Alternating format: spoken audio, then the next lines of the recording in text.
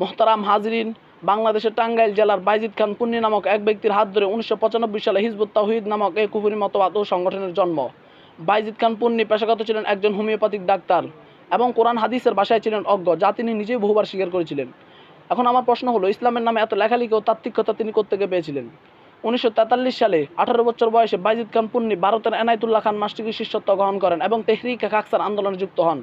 প্রায় 7 বছর ধরে এই আন্দোলনের সদস্য হিসেবে কার্যক্রম পরিচালনা করেন। এরপর 1947 সালে দেশ ভাগের পর মাস্টারি খাকসার আন্দোলন স্থমিত হয়ে পড়লে টাঙ্গাইলের বাইজিদ খান পুন্নি দেশে ফিরে আসেন মাস্টারির আদর্শ নিয়ে এবং 1995 সালে প্রতিষ্ঠা করেন হিজবুত তাওহীদ। এরপর 2012 সালে তার মৃত্যুর পরে তার মেয়ের জামাই হুসাইন মোহাম্মদ সেলিম নোয়াখালী সোনাইমুড়ি চাষিনাট ইউনিয়নের নুরুল হক মেম্বারের ছেলে এই সংগঠনের প্রধান পরিচালক হিসেবে দায়িত্ব পালন করছেন।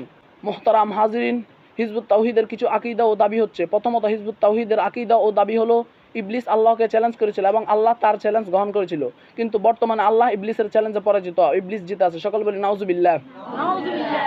আল্লাহ পাক রব্বুল আলামিন কোরআনুল কারীমের মধ্যে বলেন, ওয়াল্লাহু গায়িবুন আলা আমরিহি ওয়ালাকিন্না আকসারুন নাসি লা ইয়ালামুন। আল্লাহ তাআলা তার সকল কাজেই বিজয়ী, কিন্তু অধিকাংশ মানুষ তা জানেন না।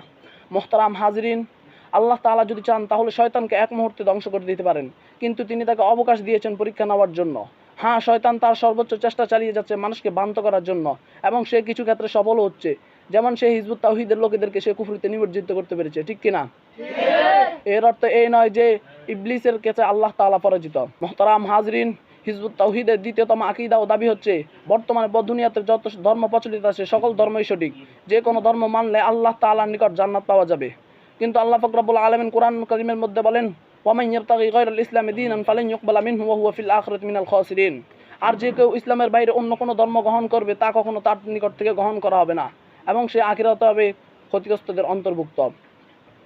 মোহতারাম হাজরিন, হিজবুত তাওহীদের তৃতীয়তম আকীদা ও দাবি হচ্ছে, হিজবুত তাওহীদের দলের লোকেরা ছাড়া বর্তমানে সকল মুসলমানই কাফের।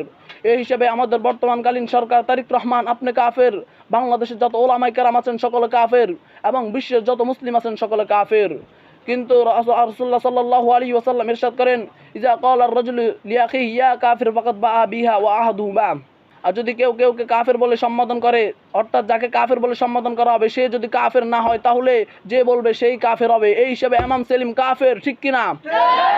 মোহতারাম হাজরিন, এখন আমাদের সময় এসে গেছে হযরত খালিদ বিন ওয়ালিদের মতো গর্জে ওঠার এবং কম্পন সৃষ্টি করার পঙ্গপালের মতো। মোহতারাম হাজরিন, আমি আজ এই মঞ্চ থেকে সরকার মহোদয়কে বলতে চাই, আপনি অতি শীঘ্র হিজবুত তাওহীদকে নিষিদ্ধ ঘোষণা করুন, নতুবা মনে রাখবেন যদি এই মুসলিম উম্মার পাত ভেঙে যায় তাহলে সেই পাত ভাঙা স্রোতে গণভবন, সংসদ ভবন উত্তাল হয়ে উঠবে, ঠিক কিনা? এবং মুসলমানরা তাদের ঈমান ও আকীদা রক্ষার জন্য রাজপথে নেমে আসবে।